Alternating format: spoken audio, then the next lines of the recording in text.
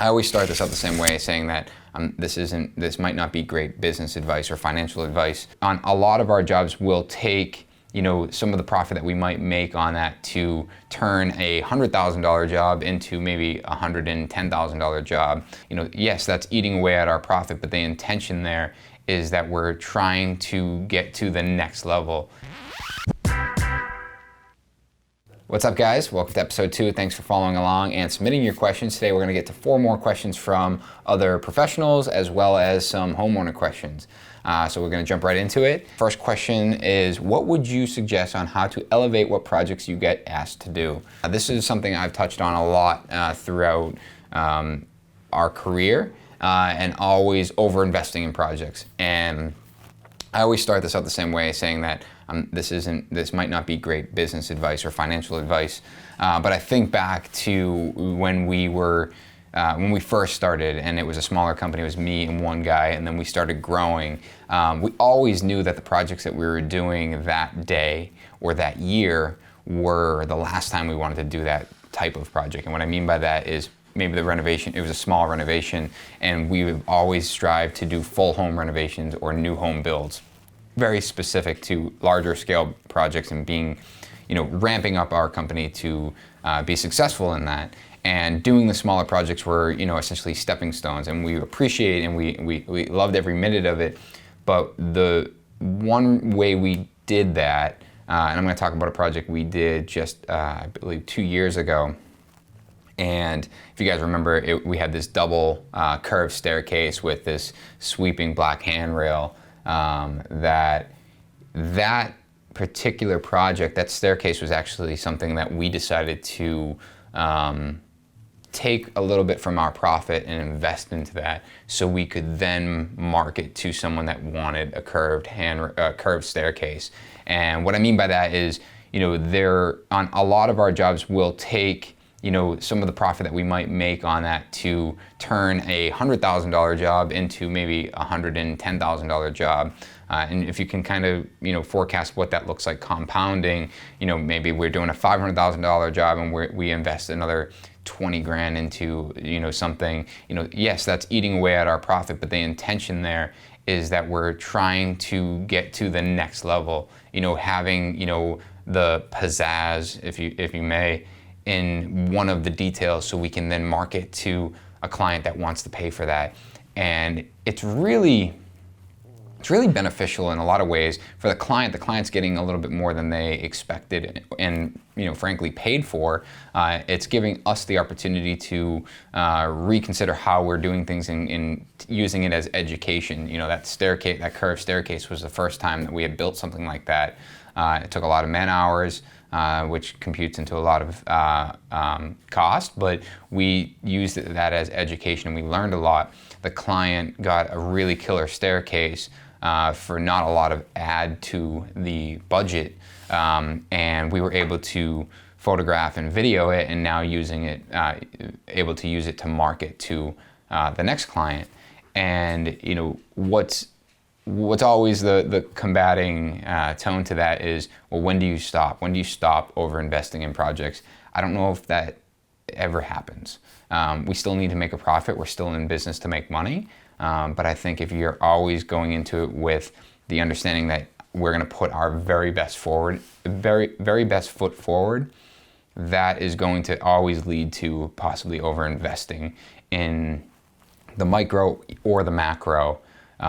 Which I don't see an issue with that, as long as you're, communicating that amongst your team, and kind of looking at the next job as though you're encompassing that and you're always striving to be better. The last thing that we want is to fall into, mediocrity or plateau. We always want to be on the side of innovation, from a creativity standpoint, and really just pushing the limit of us individually as well as a team. So that, I think, answers your question. We have another question: how to best plan from start to finish of executing those sweet finish details that we're so good at. First off, appreciate it. I would say that everything is always, this goes along with question 1, is that everything is an education opportunity. we're looking at these details and constantly asking ourselves, can we improve on this? We did a great video on this flush baseboard detail, and this is a perfect example. Is, myself personally hopped on site and I knew what we had as a vision. The architect had drawn it, but the execution was really difficult to understand of, what went first, what piece had to be cut first, how did it fit, etc. How did we epoxy it together? And it started with us just as a team kind of drawing on the whiteboard over and over and over until we figured out, kind of how we thought that process would unfold. And then just having the confidence to go into it of, you get to a position where, all right, that makes sense. Here are the steps. Let's do it. And we get right into it, and we shoot for those processes and figure out, all right, we might make a mistake here, but let's be confident in the approach and see how it works out for us. And we get to a point where usually at the end of it works. And we all look at it and we say, all right, those were the steps we need to take, and now we improve on that. So we're a little bit carefuler with our cuts, or we get into the detail of sanding and fitting things together a lot tighter. But it's really that, I would say that's the steps that we take. We sit down as a team, we talk as a team, we draw on the whiteboard and really just think through all of the steps and how they impact each other. We go into the field, we go at it full force with our understanding of how it works, and then we fine tune it for the final product. Another perfect example, we're building the shower wall that has these wood slats in front of it, and you guys may have seen it on our story or maybe in one of our videos. We have a steel structure that we had fabricated, hung up in the shop, and I shared the process of why we built it that way, only to realize that after I had shared that story is we're actually not going to keep that. We found that the deflection in the steel was too much, and it wasn't straight enough. So we need to go back to the drawing board and consider other materials that were going to net us a better result. But there's a perfect example. We spent hours drawing it on the whiteboard. We had something fabricated because that's how we believed it was going to work. We tested it and came to the conclusion that we needed to improve upon it. Thankfully, the improvement is a material selection that we have now found that works. So we're just going to reverse and replace the material, and we'll end up with the result that we're looking for. Here's a question that I'm going to try to answer, and I feel like there's a lot of varying opinions, so I'm going to give mine. Is it smart to take a loan to have some working capital whenever you're a startup as a contractor?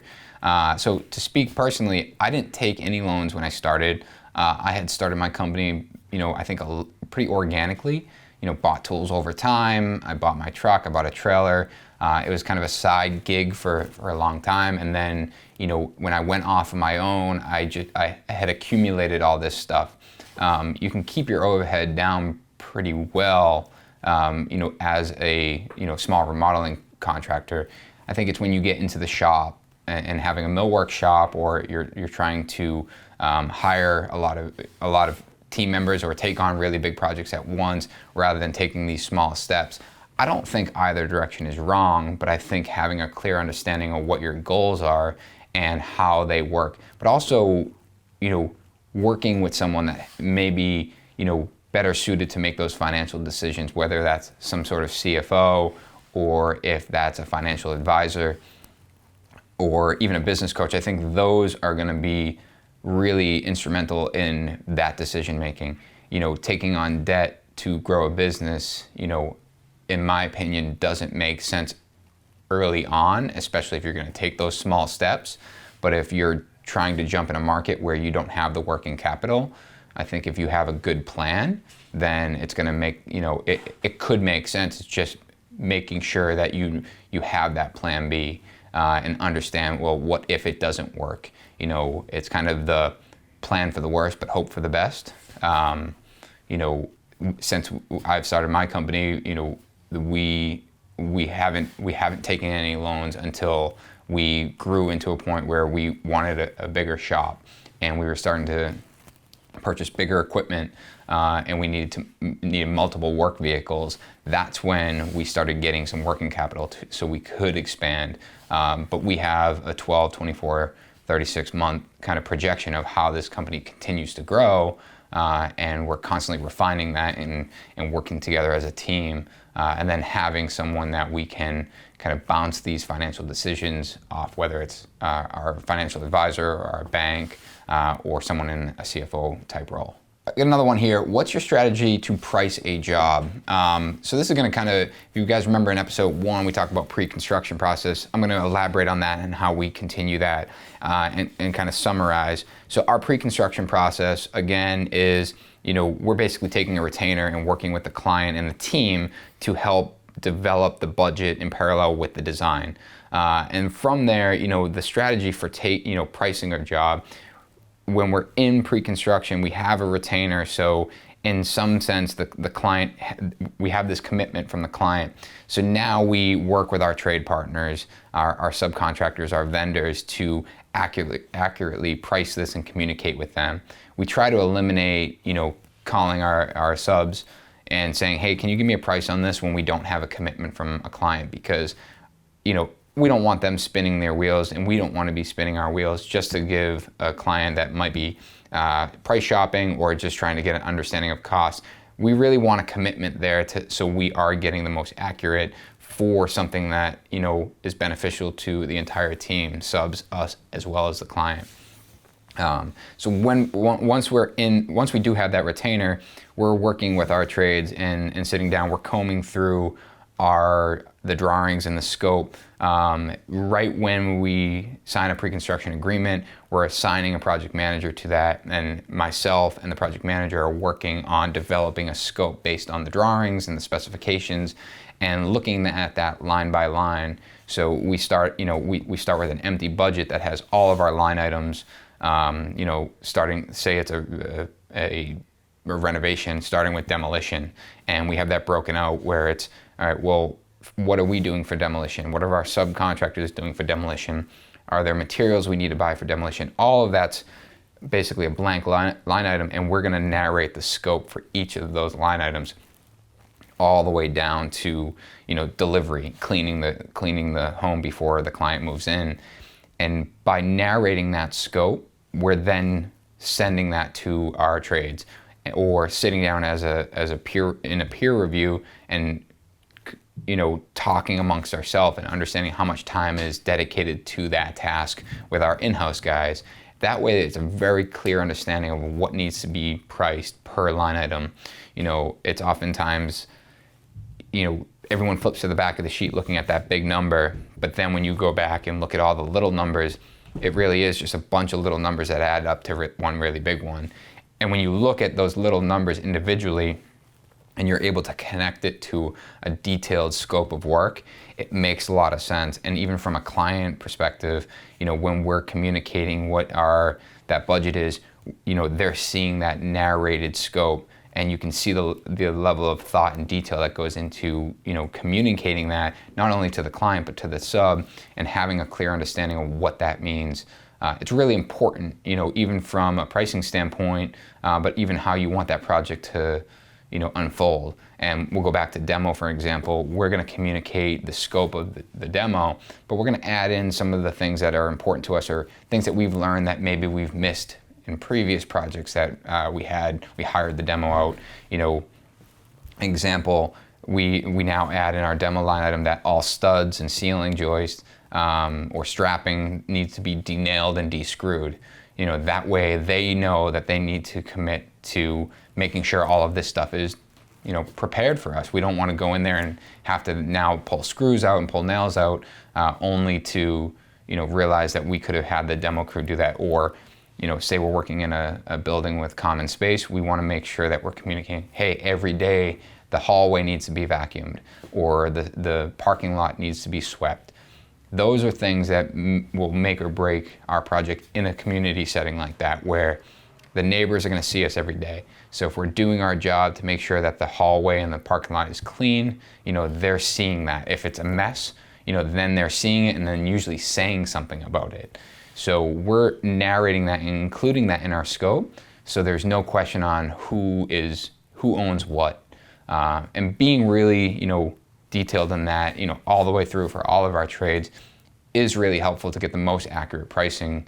And then we're building that budget sheet and then sharing that with our client, so they can see, here's the true cost of the project. At that point, we're ready for construction, and hopefully then we're signing a contract and we're off to the races. That was super fun. Appreciate you guys sending all these questions in. As always, if you guys are interested in submitting your question, please include a 15-second video of that question. Send it to the email in the link below, and we will see you next week.